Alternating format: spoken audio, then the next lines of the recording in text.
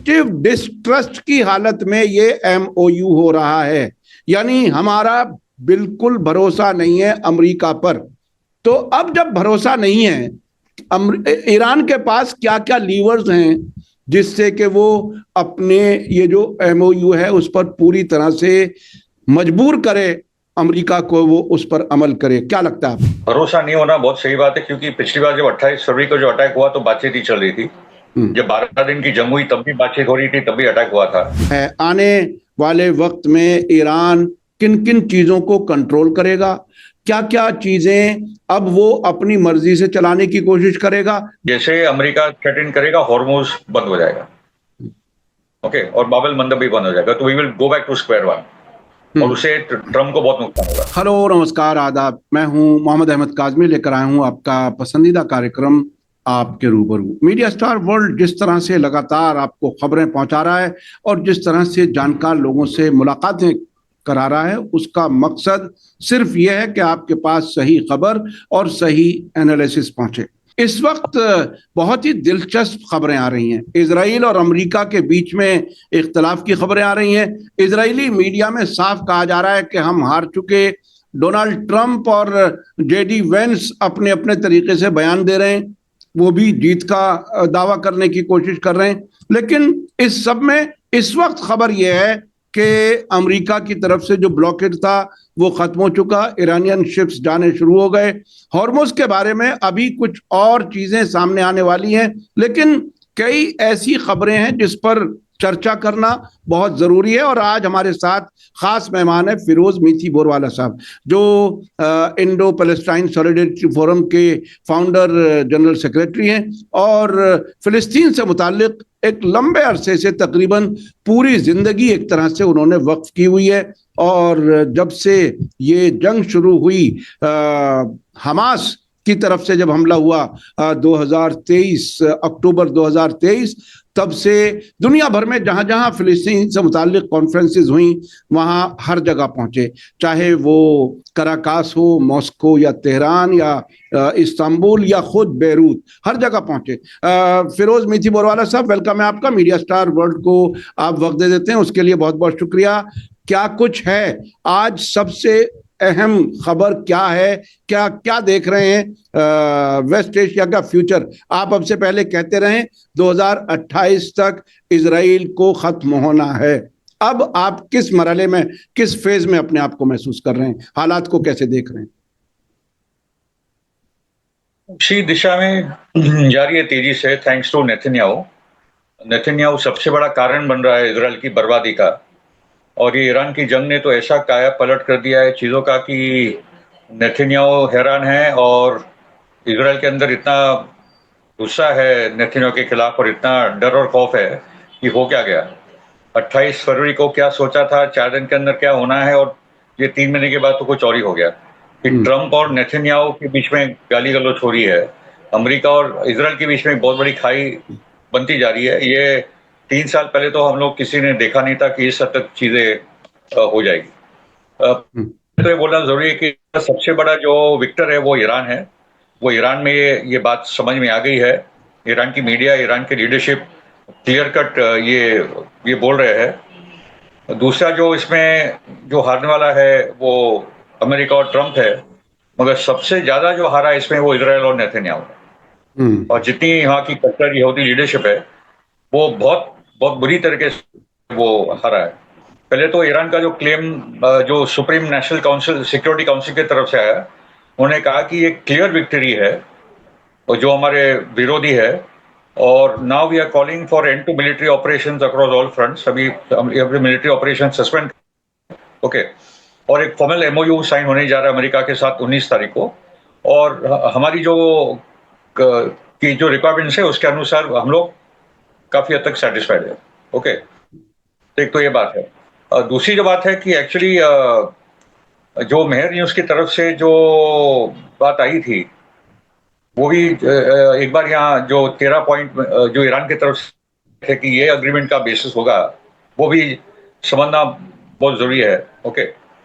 एक तो ईरान ने लगातार ये जो 14 क्लॉज है उसमें नंबर 1 रखा है कि permanent and immediate cessation of war on all fronts include Lebanon, मतलब पूरी इलाके में ही अभी लड़ाई बंद होगी, इंक्लूडिंग लेबनान।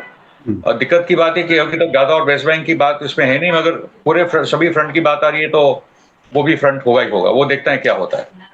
और आज भी आई थिंक कराची या किसी का बयान आया कि पैलेस्टाइन को हम लोग कभी अलग नहीं होने देंगे और वो लड़ाई भी हमारी जारी रहेगी, वो सपोर्ट भी हमारा जारी रहेगा। जिन्होंने स्पष्ट रूप से लेबनान और हिजबुल्लाह की बात की, वही इतनी स्पष्टता से ही वो लगातार ईरान पैलेस्टाइन के बारे में बात। दूसरा, उसको जो कमिटमेंट अमेरिका से चाहिए कि वो ईरान के इंटरनल अफेयर्स में भी कोई दखलगिरी नहीं करेगा। तीसरा जो है कि नेवल ब्लॉकेड है वो 30 दिन के अंदर रुकना चाहिए, और आपने जो बताया कि ऑलरेडी नॉर्मल शिपिंग की शुरुआत हो चुकी है। खाली इतना ही बताना है सभी दर्शकों को कि भाई ये 28 फरवरी के पहले हॉर्मुज खुला ही था और अभी ट्रंप वापस खोलने के लिए आया है, तो ईरान के लिए कोई इसमें परेशानी की बात नहीं। ईरान ने कभी हॉर्मुज को कंट्रोल करने की बात ही नहीं की थी, मगर अभी ये हॉर्मुज पे ईरान और ओमान का नियंत्रण रहेगा। वो सर्विस टैक्स भी लेंगे, आप टोल ना बोले, मगर सर्विस टैक्स उसको मेंटेन करने के लिए। और हॉर्मुज में ऐसी कोई अमेरिका की इब्राहिम लिंकन ये वो कोई आ नहीं पाएगा कभी भी। और जिस दिन ज्यादा परेशानी इजराइल ने की लेबनान में और अमेरिका ने कोऑपरेट नहीं किया, तो हॉर्मुज ईरान बंद कर देगा, बाबल मंदब भी बंद कर देगा। दूसरा है कि एक कमिटमेंट के अमेरिका ईरान के इर्द गिर्द जो फोर्सेज है उनको हटाना शुरू करे, ओके। और reopening of the Hormuz under Iranian arrangements, Iran ही उसको मैनेज करेगा, ओके। उसके साथ जो सैंक्शंस है वो जितने उसके ऑयल पेट्रोकेमिकल प्रोडक्ट्स पे है, डेरिवेटिव्स है उस पे वो, और जो ईरान फाइनेंशियल रिसोर्सेज जो फ्रीज वगैरह किए गए वो निकले। और ऑलरेडी हमको पता है कि $12 बिलियन ईरान को रिलीज हुए गुडविल जेस्चर में, और पूरे $24 बिलियन फ्रीज हुए, वो सब उनको लौटाने हैं। और $300 बिलियन का रेपरेशन ईरान ने मांगा है। और ये इस पे भी जो जीसीसी कंट्रीज प्लस अमेरिका है, अभी अमेरिका देगा कि नहीं देगा, मगर जीसीसी कंट्रीज देंगे, क्योंकि उनको समझ आ गई कि भाई उसके बिना ये इलाके में कोई स्टेबिलिटी होगी नहीं, और स्टेबिलिटी नहीं होगी तो हमारे बिजनेसेस, हमारा फाइनेंशियल सेंटर जो दुबई खास करके, वो सब चल नहीं पाएगा। और तो $300 बिलियन की भी बात है। दूसरा है कि एक बार एमओयू साइन हो, ये एमओयू ही है, और एक बार एमओयू स्विट्जरलैंड में साइन हो जाएगा 19 तारीख को, उसके बाद वो 60 डेज का एक पीरियड होगा जिसमें जाके ये दोनों एक अग्रीमेंट की तरफ जाएंगे, जिसमें मेन मुद्दा तो न्यूक्लियर डील का ही होगा। उसमें भी कोई आपत्ति की बात नहीं, क्योंकि ईरान ने बोला ये लगातार कि मैं न्यूक्लियर बम नहीं चाहता, और ये ओबामा के साथ जो अग्रीमेंट हो गई थी उसी के इर्द गिर्द ही अग्रीमेंट होनी है, उसके आगे कुछ उसमें होना नहीं है। और सैंक्शन हट जाए सभी जगह से उसके कारण। और तो उसका बोला है कि Iran has to reiterate its commitment to the NPT को लेकर, तो ईरान ने नहीं, मतलब हम लोग तो बोलते हैं एनपीटी छोड़ो और न्यूक्लियर बम बना लो, मगर ईरान ने बोला है कि मैं कमिटमेंट कर लूंगा। और कि जो निगोशिएशन का पीरियड होगा, अमेरिका अपने कोई मिलिट्री फोर्सेस को इस इलाके में इंक्रीज नहीं करेगा, ओके। और ये जो $24 बिलियन है वो ये 60 डे पीरियड के दौरान वो रिलीज होने चाहिए। अभी तक 12 तो आ ही चुके। और formation of a supervisory mechanism to implement the agreement, एक सुपरवाइजरी एक मैकेनिज्म हो जाए जो इम्प्लीमेंट करे, देख रेख करे अग्रीमेंट की। उससे 13वां पॉइंट बहुत इंपॉर्टेंट है कि ये पूरा अग्रीमेंट जाएगा यूनाइटेड नेशन सिक्योरिटी काउंसिल में, ताकि सभी मेजर पावर्स उसकी जिम्मेदारी ले। खाली ये ट्रंप और ईरान के बीच की अग्रीमेंट नहीं है, ट्रंप को भी जब साइन करेगा तो रशिया, चाइना, फ्रांस, ब्रिटेन सब कंट्रीज वहां रहेंगे, यूनाइटेड सिक्योरिटी काउंसिल के तरफ से गारंटीज ईरान को मिलेगी, ठीक है। और उसके साथ मतलब पॉइंटेज, ये सैंक्शंस, एवरीथिंग, मतलब ये इतना अच्छा और कुछ, मतलब अमेरिका ने थोड़ा यहाँ वहाँ डिनाई किया है, और हेक्सेट ने बोला कि हमारे बमबारी के कारण आज ईरान ने ये माना वो माना, कोई बड़ी बात नहीं है। Iran is the clear victor, और वो इजरायली मीडिया में दिख रहा है कि क्या हाल वो हो चुके हैं उनके। और एटलांटिक जो बहुत इंपॉर्टेंट अमेरिकन कॉन्सर्वेटिव मैगजीन है, उसका भी वही बोलना है कि बेसिकली ईरान जीत चुका है, और अमेरिका का पूरा मिलिट्री पावर भी इसमें डिमिनिश हुआ है, क्योंकि बहुत ही इररिस्पॉन्सिबल तरीके से ये पूरा हमला ट्रंप ने नेतन्याहू के बोलने पे किया था। जी, आपने बिल्कुल सही कहा कि ईरान पूरी तरह से क्लियर विक्टर है, बिल्कुल साफ जीत उसकी है। मैं अभी कुछ एक दो खबरें बीच में बता दूं कि ईरान के प्रेसिडेंट मसूद पेजेश्कियान ने कहा है कि ईरान और अमेरिका के बीच एमओयू पर इजराइल के गुस्से से साफ इशारा है कि ईरान जीत चुका है। खुद कमांडर जो है वो काआनी, उन्होंने कहा है कि ये जो जंग हुई उससे अमेरिका डिस्क्रेडिटेड हो गया, उसकी कोई अहमियत नहीं रही और इजराइल के गिरने की रफ्तार और तेज हो गई है। तो ये इस किस्म के नतीजे सामने आ रहे हैं। अब ये बताइए कि बहुत ही दिलचस्प एक पहलू है, अमेरिका की तरफ से ऐलान होता है डोनाल्ड ट्रंप के जरिए, पाकिस्तान की तरफ से ऐलान होता है प्राइम मिनिस्टर शहबाज शरीफ के जरिए, लेकिन ईरान की तरफ से फॉरेन मिनिस्टर भी नहीं आते, कालीबाफ भी नहीं आते, डिप्टी फॉरेन मिनिस्टर से अनाउंस किया जाता है और उन्होंने इस हद तक कहा एक्टिव डिस्ट्रस्ट की हालत में ये एमओयू हो रहा है, यानी हमारा बिल्कुल भरोसा नहीं है अमेरिका पर। तो अब जब भरोसा नहीं है, ईरान के पास क्या क्या लीवर्स हैं जिससे कि वो अपने ये जो एमओयू है उस पर पूरी तरह से मजबूर करे अमेरिका को, वो उस पर अमल करे? क्या लगता है आपको? ईरान का भरोसा नहीं होना बहुत सही बात है, क्योंकि पिछली बार जब 28 फरवरी को जो अटैक हुआ तो बातचीत ही चल रही थी, जब 12 दिन की जंग हुई तब भी बातचीत हो रही थी, तब भी अटैक हुआ था। तो ये सही है कि कोई कमिटमेंट ईरान का सुप्रीम लीडर या प्रेसिडेंट या फॉरेन मिनिस्टर से ना है। उनके डिप्टी फॉरेन मिनिस्टर ने बोल दिया भाई ठीक है हम लोग तैयार है, अभी आ जाइए 19 तारीख को, कि वहां से जेडी वैंस आने की, जेडी वैंस आई थिंक आने वाला है, तो यहाँ से अराकी जी साइन करेंगे, पेजिशकियान साइन करेंगे, वो सब देखना है। ओके, या ट्रम्प खुद आ जाए तो पता नहीं, स्विट्जरलैंड कोई दूर नहीं है और अभी G7 की मीटिंग वैसे ही फ्रांस में चल रही है, ट्रम्प तो उसी एरिया में है। ओके, दूसरा जो डेस्परेट सिचुएशन है, नेतन्याहू कुछ भी करके ट्रम्प को मिलना चाहता है। ओके, क्योंकि यहाँ तक ये बात आ गई कि जब बहुत गाली गलौच हो गई दोनों के बीच में और ट्रम्प बहुत ही भड़का है, क्योंकि एक्चुअली नेतन्याहू इतना मूर्ख है कि इतना ऑब्वियस उसने सैबोटाज की कोशिश की। ट्रम्प के जन्मदिन पे ट्रम्प चाहता था कि साइन हो जाए, उसी दिन जाके बेरूट में नेतन्याहू ने हमला किया। ये सब लोग समझ गए कि इजराइल पूरे सैबोटाज कर रहा है, तो तुरंत आई थिंक पाकिस्तान और ईरान और अमेरिका की बात हुई होगी और उसी दिन अनाउंस हो गया कि ये पूरा पक्का है, हम लोग 19 तारीख को ये साइन होगा। मेरा मानना है कि ये जो तेजी आई ये पूरे 19 तारीख के साइनिंग सेरेमनी को लेकर, वो नेतन्याहू का बहुत बड़ा हाथ है, क्योंकि वो मतलब वो एक डिजास्टर क्रिएट करना चाहता है और वो अभी वो हो नहीं पा रहा है। और आप देखिए कि इजरायली मीडिया क्या बोल रही है, Israel erupts in anger over US Iran deal, मतलब पूरा इजराइल में इतना गुस्सा हो चुका है और डर भी है, क्योंकि अभी अमेरिका और इजराइल दोनों अलग हो रहे हैं। ये जो बेनवीर है, वो जो इजरायली होम मिनिस्टर, वो एकदम कट्टर यहूदी है और उसने कहा कि ये जो ट्रम्प की अग्रीमेंट है वो हमको कोई बाइंड नहीं करती और हम लोग एक बहुत बड़ा इंडिपेंडेंट, अरे काय का इंडिपेंडेंट कंट्री हो भाई, तुम लोग 2 दिन अमेरिका के बिना टिक नहीं पाओगे। ओके, उनके हथियार, उन्हीं का पैसा, अभी अभी पता चलेगा। एंड स्मोट्रिच ने भी बोल दिया कि ये अग्रीमेंट इजराइल के लिए बहुत ही खराब है, और इजराइल का जो वॉर मिनिस्टर, उसका बोलना है कि ये अग्रीमेंट में ऐसा नहीं है कि हम लोग विड्रॉ करेंगे लेबनान से, तो वो अपनी इज्जत बचाने के लिए जो भी बोलना चाहते हैं। मगर याइर गोलान जो डेमोक्रेट पार्टी के लीडर है, आईडीएफ के बैकग्राउंड के भी है, Netanyahu stood on the sidelines, weak, sick, isolated and lacking an influence, मतलब वो किनारे कर दिया गया नेतन्याहू को, उसको पता नहीं ईरान और अमेरिका में क्या बात हो रही है, तो he looks weak and sick and isolated and lacking any influence. अभी मतलब उसका कोई वर्चस्व ही नहीं रहा कि वो इन्फ्लुएंस कर सके अमेरिका को, तो ये बहुत बड़ी बात है। और जो गैलील ताशीर पॉलिटिकल साइंटिस्ट है, रिव्यू यूनिवर्सिटी, वो उसका बोलना है कि by playing this foolish game for his political base, जो उसने एक मतलब नेतन्याहू ने पूरे गेम खेली है, उसने मतलब जो लेबनान पे जाके हमला किया था उस दिन, उसने ये कर दिया काम कि ये जल्द से जल्द अभी ईरान और अमेरिका और भी करीब आ गए। Netanyahu's life project is collapsing before his eyes, उसका जो ग्रेटर इजराइल प्रोजेक्ट है उसके आंखों के सामने वो पूरा खत्म हो रहा है, अभी वो अकेला पड़ गया है। क्योंकि इसमें येनोन मगाल जो इजराइल चैनल 14 के, वी आर लेफ्ट अलोन, अभी हम लोग अकेले हो गए, कोई है हमारे साथ नहीं है। यूएई का भी वांदे हो गए, यूएई भी अभी ईरान के साथ बैठ रहा है, ओमान तो कभी था ही नहीं, अब 2 बच्चे कुवैत और बहरीन, वो भी कब तक टिकने वाले, वो भी आ जाएंगे।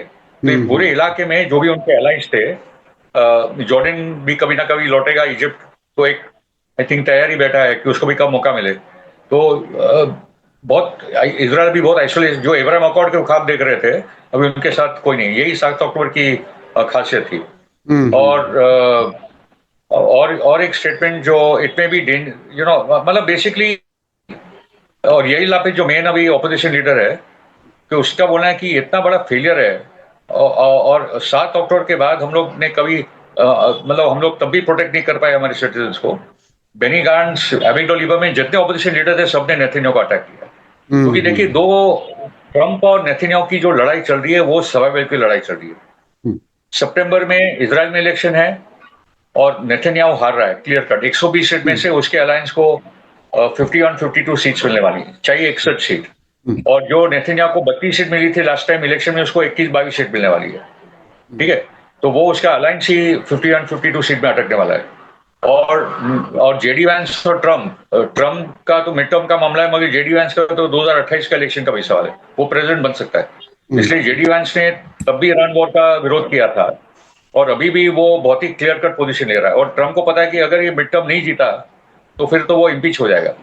इसलिए ये बहुत बड़ा फर्क है। और आपको और एक इंटरेस्टिंग बात बोल दूं, नेतन्याहू ने प्राइवेट कॉन्वर्सेशन में बोला है कि हमको जैरेड कुश्टर और विटकॉफ ने भी दगा दिया है, क्योंकि ये दोनों को छोड़ के रखा था। जैरेड कुश्टर को उसका सन इन लॉ है, ओके, और विटकॉफ जो कंस्ट्रक्शन बिजनेसमैन है, वो ये दोनों यहूदी है, दोनों ही जाते थे सब जगह बातचीत करने के लिए। दोनों में कोई टेक्निकल कैपेबिलिटी तो है नहीं, मगर जैरेड कुश्टर और विटकॉफ का जो खुद इकोनॉमिक फायदे की चीजें है, यूएई से फंडिंग, कतार, सऊदी, वो भी उसी तरफ देख रहे हैं। तो ये सब ने जब टाइम आया तो सबने नेतन्याहू का साथ छोड़ दिया। ओके, ये परिस्थिति इसका मतलब ये हुआ कि अमेरिका में रेजिम चेंज होने की तैयारी है, जो ईरान में वो रेजिम चेंज करने की का ख्वाब देखा था। अमेरिका में भी ट्रंप का पॉलिटिकल फ्यूचर बहुत ही खतरे में है, जब ममदानी जैसे लोग जीत चुके और कई जगहों पर इस किस्म के इलेक्शन रिजल्ट आ रहे हैं, तो वहां भी एक तरह से उनका भी सियासी फ्यूचर बहुत ही ब्लीक है। अच्छा, ऐसी हालत में जब यहां तक बात पहुंच चुकी, और आपने कहा कि कई अरब मुल्क हैं, खासतौर पर यूएई जो दूसरा इजराइल एक तरह से बना हुआ था, वो भी अब ईरान के साथ बैठ रहा है, आगे क्या किस तरह से फ्यूचर किस तरह से बनेगा? क्योंकि ईरान बहुत संजीदगी से इस बात को कहता रहा है कि हम अपने पड़ोसी मुल्कों से अच्छे ताल्लुकात चाहते हैं। और मुझे अभी ये भी मालूम हुआ है तेहरान से कि कुछ 2-3 दिन पहले की बात है, आयतुल्लाह मुज्तबा खामेनी ने पड़ोस के मुल्कों को बाकायदा मैसेज भेजा है कि हम मिलकर के खुशहाली की तरफ बढ़ें, एक साथ बढ़ें, हम ऐसा मिलकर के काम करें। तो ईरान ने तो अपनी बहुत ही गुडविल अच्छी तरह से हर मौके पर दिखाई है, और अब भी जो हमले किए हैं वो अमरीकी फौजी अड्डों पर या अमरीकी फौजियों पर, वो होटलों में जहां जहां भी पहुंचे। अब आपको क्या लगता है आने वाले वक्त में ईरान किन किन चीजों को कंट्रोल करेगा? क्या क्या चीजें अब वो अपनी मर्जी से चलाने की कोशिश करेगा, जिसमें इस इलाके का भला होने वाला है? जो उनकी इंटेंशन है वो बहुत साफ है अभी तक। आप कैसे देख रहे हैं, क्या सूरत हाल बनेगी? पहले तो है कि ईरान को डिफेंड करना होगा लेबनान को। ये बहुत बड़ी बात है कि जो इजराइल और लेबनान की डायरेक्ट बातचीत चालू हुई थी, उसमें से तो कुछ निकला नहीं। तो जो उनके प्रेसिडेंट, प्राइम मिनिस्टर इतने बेवकूफ और बदमाश टाइप है कि वो चाहते थे कि इजराइल और लेबनान का पैक्ट हो जाए और हिजबुल्लाह को किनारे किया जाए। वो तो हो नहीं पाया, और आज ईरान ने गारंटी ली है कि लेबनान की हिफाजत मैं करूंगा और हिजबुल्लाह करेगी। वो पोजीशन आ चुका। वो पॉइंट है कि ये जो डील डिले हुई है वो खास करके लेबनान के लिए डिले हुई है, और पॉइंट इसके ये सीज फायर तो अभी जो होगा वो ईरान और अमेरिका के बीच में होगा।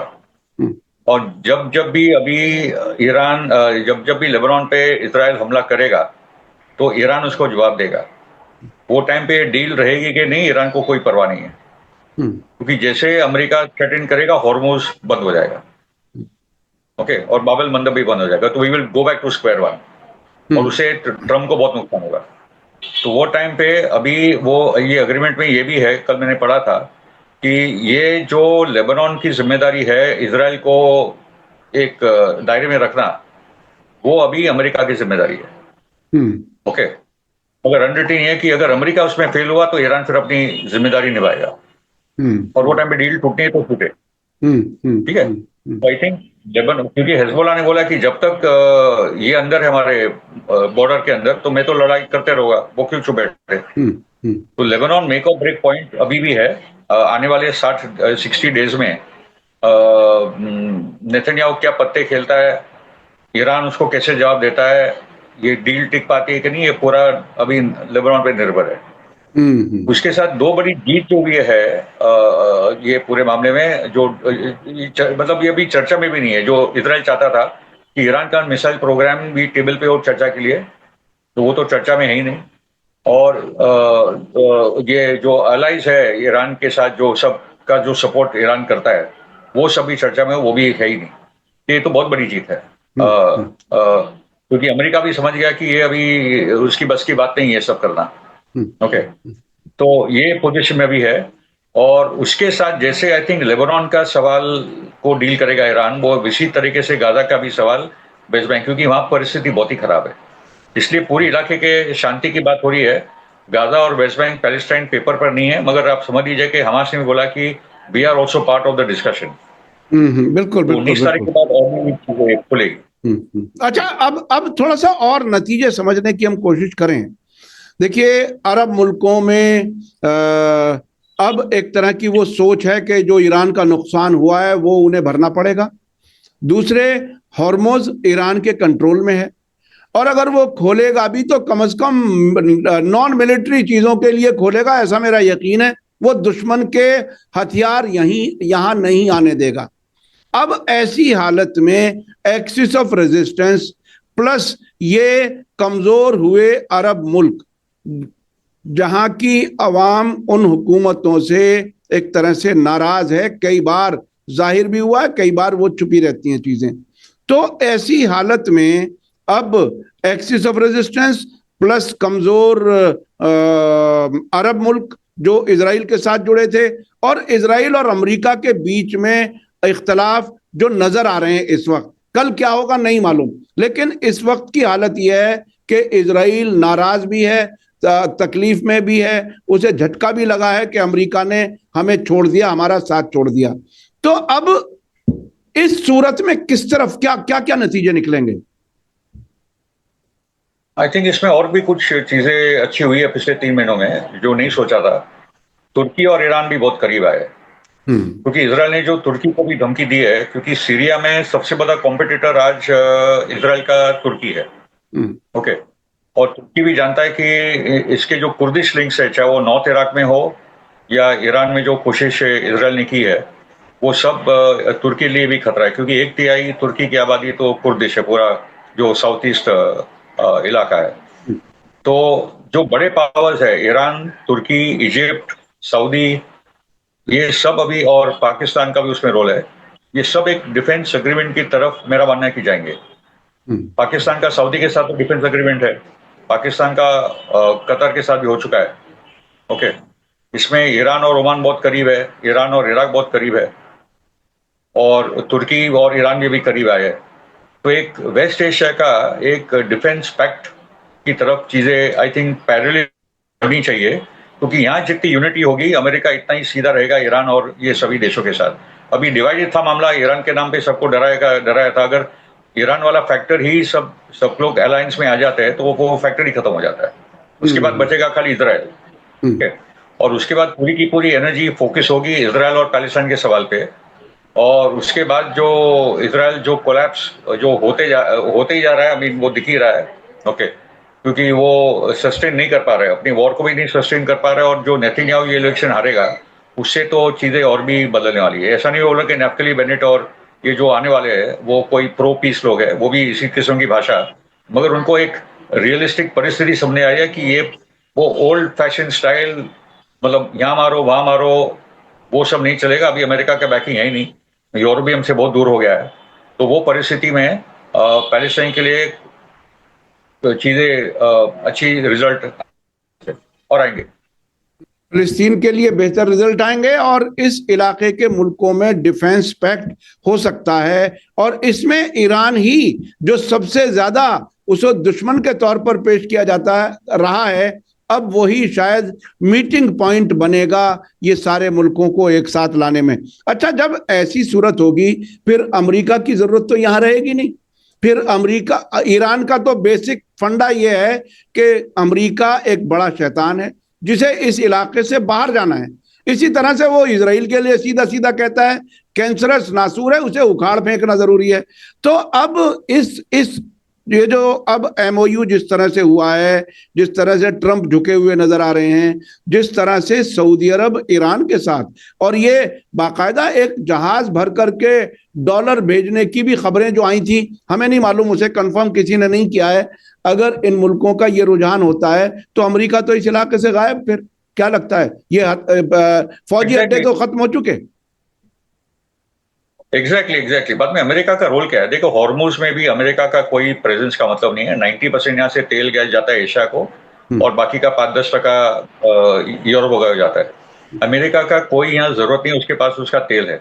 ओके, वो तो अभी के जमाने में है तो वो नंबर 1 एक्सपोर्टर बन चुका है दुनिया का तेल का।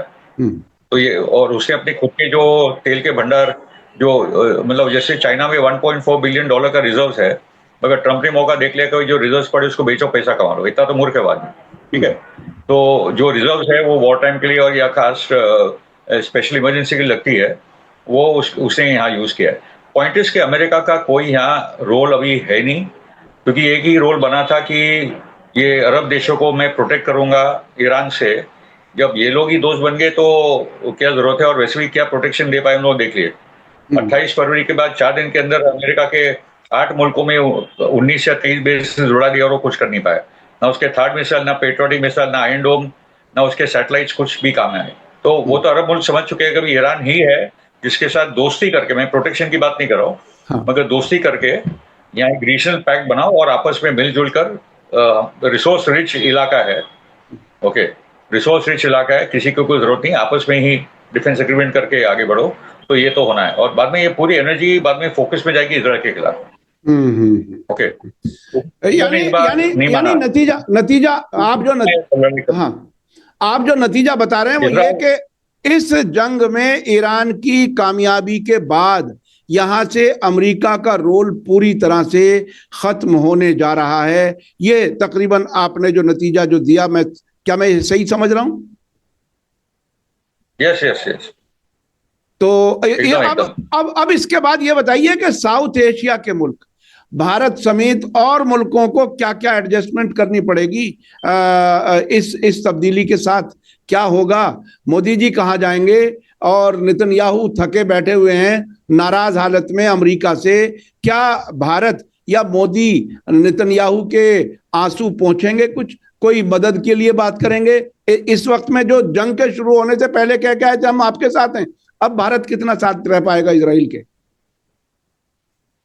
दिक्कत क्या है ना कि ये जो अभी मोदी रेजिम है वो नॉर्मल रेजिम नहीं है, मैं तो उसको ईवीएम रेजिम ही बोलता हूँ।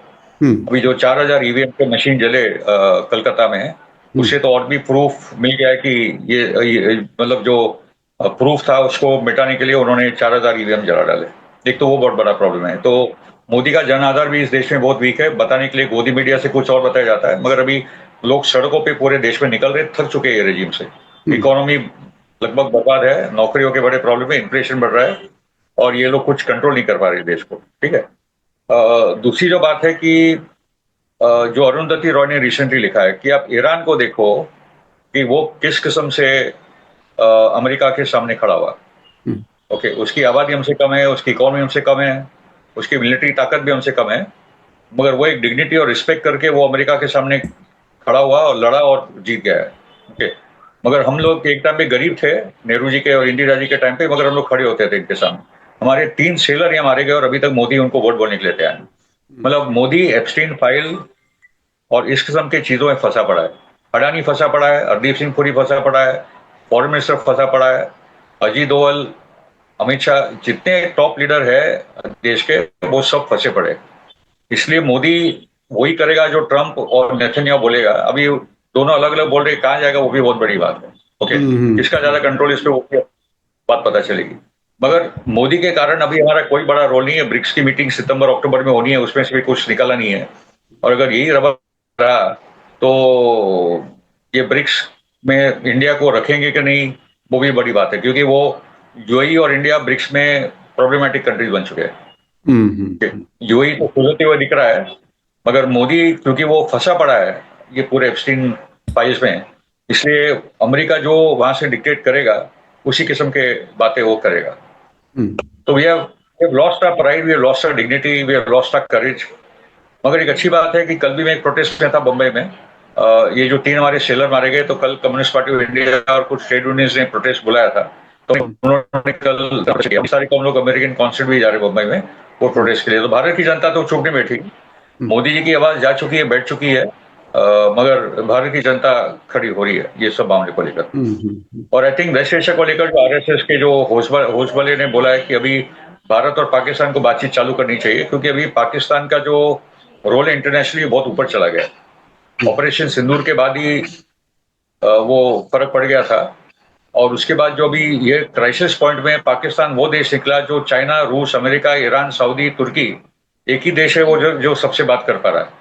और उसने मतलब जब ये डील टूट भी रही थी तो पाकिस्तान लगा रहा उसमें, और उन्होंने ये काम करके बता दिया। तो it could be called Islamabad और ऑल्सो साइनिंग स्विट्जरलैंड में हो रहा है, मगर एक्चुअली उसका सबसे जो मेहनत का काम आई थिंक पाकिस्तानी जो डिप्लोमेट जो पॉलिटिकल लीडरशिप है, मिलिट्री भी, उन्होंने एक बहुत बड़ा काम किया है। ये आई थिंक वो ट्रम्प के लिए भी काम कर रहे थे, चीन के लिए भी काम कर रहे थे, और सऊदी, ईरान, ये सभी जो मुल्क है वो बहुत ही यूनिक किस्म की सिचुएशन है जिसमें पाकिस्तान ये अपना काम कर पाया। तो it is high time that India and Pakistan start talking about again.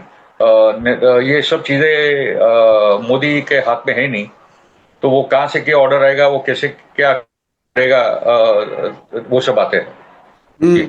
Bharat ने अपनी पोजीशन जो है वो मोदी जी के नेतृत्व में जो है वो बहुत इंटरनेशनल लेवल पर तो बहुत ही बुरा हाल है, और देश के अंदर जो हाल है जो आपने बताया कि ये तो ईवीएम रजीम है। और वाकई आपने सही कहा कि वेस्ट बंगाल में 4000 जो ईवीएम मशीनें जल गई या जला दी गई। यानी अभी हो सकता कुछ दिन बाद ममता बनर्जी वो सवाल उठाती, उन्हें चेक कराने की मांग करती, लेकिन वो सब सबूत ही जला दिए। इस तरह की हुकूमत बनाना, और हुकूमत बनाने के बाद पार्टी तोड़ने का कितना काम किया, कितना अरबों रुपया बांटा जा रहा होगा अंदर अंदर जो ये पार्टी छोड़ छोड़ करके जा रहे हैं। तो ये एक अजीब सी सूरत है कि ट्रंप या नेतन्याहू काम आ पाएंगे मोदी के, क्या होगा नहीं मालूम। लेकिन अभी सूरत हाल, आखिर में हमारे पास 5-7 मिनट हैं, अगले 10-15 दिन में आपको क्या क्या वाकयात होते हुए नजर आ रहे हैं, थोड़ा सा बता दीजिए ताकि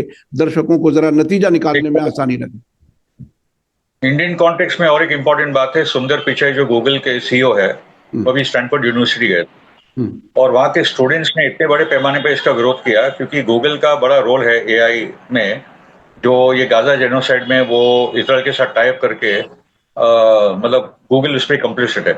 तो वहां के स्टूडेंट्स ने सुंदर पिचाई को इतना बू किया है, कितना मुर्दाबाद बोला है, तो ये भी एक बहुत बड़ा संदेश है। मतलब अमेरिका में जो नौजवान है वो लगातार यूनिवर्सिटीज में पैलेस्टाइन के लिए खड़े हुए हैं, उनपे भी बहुत सारी आक्रमण हुए सरकार की तरफ से, मगर वो अभी तक लगे पड़े। ये बहुत बड़ी बात है, ये बोलना बहुत आवश्यक था। दूसरी बात है कि आई थिंक जो हम जैसे लोग, आप और मेरे जैसे लोग, तो हमको तो पता था कि ये जंग में ईरान जीतेगा, और हम लोग पहले बोलते थे कि जिस दिन पहला मिसाइल फायर हुआ ईरान पे, तो ईरान जितने भी यहाँ अमेरिका के बेसेस है आस पड़ोस में सबको उड़ा देगा, और ईरान ने वो 4 दिन के अंदर बता दिया था। ओके, ये आप और मेरे जैसे लोग जानते थे। कुछ लोग मुझे बोलते तुमको कैसे पता था कि ईरान जीतेगा? मैं बोला हम जैसे लोग बहुत इसमें डीपली इसको ऑब्जर्व कर रहे हैं, और हमको इनकी ताकत पता है, हिजबुल्लाह की ताकत भी पता है। इस बार भी जब लोगों ने बोला हिजबुल्लाह खत्म हो गया, मैं बोला कोई खत्म नहीं, आप देखो क्या होगा। तो हिजबुल्लाह जब फिर से खड़ा हुआ ये सेकंड फेज में, तो जिस तरीके से इजराइल को निपट रहा है, क्योंकि हिजबुल्लाह और हमास ने मिलकर मतलब कुछ 3000 मरकावा टैंक को ये लोग ने खत्म कर दिया है। ओके, तो इजराइल की जो मोस्ट एडवांस टैंक्स है वो भी नहीं चल पा रही है, और अभी जो नए टेक्नोलॉजी एफपीवी ड्रोन से कर जो हिजबुल्लाह आया है वो तो और भी कमाल की बात है। और हमास आज भी खड़ा है। तो मतलब इजराइल के जो भी एजेंडा थे कि ईरान को खत्म करो, हिजबुल्लाह को खत्म करो, हमास को खत्म करो, कोई खत्म नहीं हुआ है, कोई रेजिम चेंज नहीं कर पाए, और पहले से ईरान की सरकार और भी मजबूत हो गई है। और हम लोग ये देखेंगे 4 और 9 जुलाई के बीच में जब अयतोल्ला खामेनी के लिए पूरा जो शहादत के पूरे जो मोबिलाइजेशन होगा, उसको अभी ही उनकी लाश दफनाई जाएगी वगैरह वगैरह, तो उसमें मिलियंस ऑफ लोग पूरे ईरान में निकलेंगे।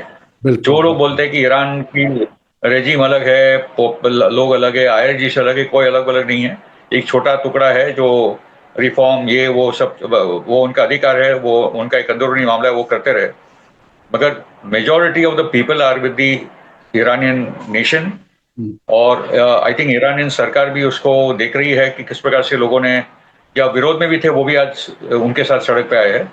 तो ईरान में भी, और सबसे बड़ा प्रॉब्लम तो ईरानियन इकोनॉमी का मामला था, और सैंक्शंस हटेगा तो ईरान जितनी तेजी से आगे बढ़ेगा। बहुत सारे इंटरनेशनल कंपनीज ने JCPOA के टाइम पे भी साइन की थी एग्रीमेंट्स, ओबामा के टाइम पे भी।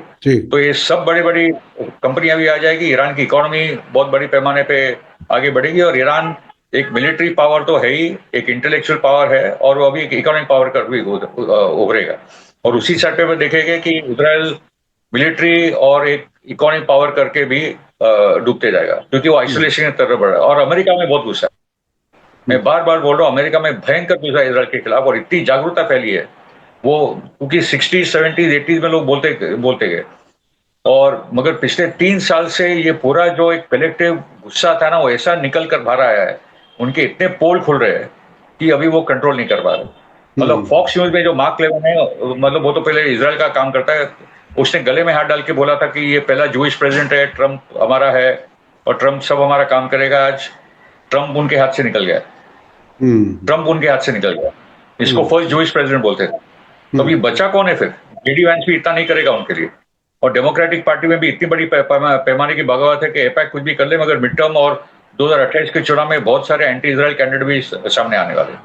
तो पूरी अमेरिकन पॉलिटिक्स बदल रही है, और ईरान ने तो यहाँ की पूरी पॉलिटिक्स, ज्योग्राफी, मिलिट्री सब कुछ बदल गई। जी, इतनी बड़ी तब्दीली इतने कम वक्त में, वाकई जो आप बता रहे हैं, खुद इजराइल के खत्म होने का रास्ता इतना तेज हुआ है। और आपने लेबनान का जिक्र किया, कुद्स फोर्स के सरबराह जो काआनी है, उनका एक ताजा बयान है जिसमें कहा कि हिजबुल्लाह ने अपनी ताकत का बहुत छोटा हिस्सा अभी तक दिखाया है इजराइल को, अभी बहुत छोटा हिस्सा दिखाया है। यानी देखिए, कुद्स फोर्स वो फोर्स है जो तमाम ईरान से बाहर जो भी एक्सेस ऑफ रेजिस्टेंस के ग्रुप्स हैं उनको गुरूम भी करती है, उनको मदद भी करती है। उसका सरबराह कह रहा है कि बहुत ही छोटी सी ताकत दिखाई है, और अभी वो $300 से वाले जो ड्रोन आए, उसने तो ऐसी मुसीबत की है इजराइल की कि ना तो आयरन डोम बच रहा है, ना मरकावा बच रहा है, ना फौजी बच रहे हैं उससे। तो हालात बहुत बिल्कुल बदल रहे हैं। यूरोप में बड़ी तब्दीली आई है। अमेरिका के हालात, अवाम जो है वो फिलिस्तीन के साथ खड़े हैं। नेतन्याहू तनहा हो गए, सबसे बड़ा काम तो ये हुआ, इजराइल तनहा हो गया इस 3 महीने की जंग में। बहुत बहुत शुक्रिया जनाब फिरोज मीठी बोरवाला साहब। अब असल में मैं अवाम से, अपने दर्शकों से कहना चाहूंगा, अब वक्त आ गया है कि फायदे, नुकसान, नतीजे, उस पर गौर किया जाए। हालात बहुत तेजी से बदल रहे हैं, हम नजर रखेंगे, कोशिश करेंगे आप तक अपडेट पहुंचाते रहें। इसी के साथ मुझे दीजिए इजाजत। धन्यवाद, शुक्रिया, जय भारत, जय हिंद। हमारे चैनल मीडिया स्टार वर्ल्ड को सब्सक्राइब कीजिए और बेल आइकॉन दबाइए ताकि हमारी हर नई वीडियो का नोटिफिकेशन आपको सीधे मिलता रहे। अगर आपको हमारी खबरें पसंद आती हैं तो उन्हें अपने व्हाट्सएप, इंस्टाग्राम, फेसबुक और ट्विटर अकाउंट्स पर शेयर करना ना भूलिए ताकि और लोग भी हकीकत से वाकिफ हो सकें।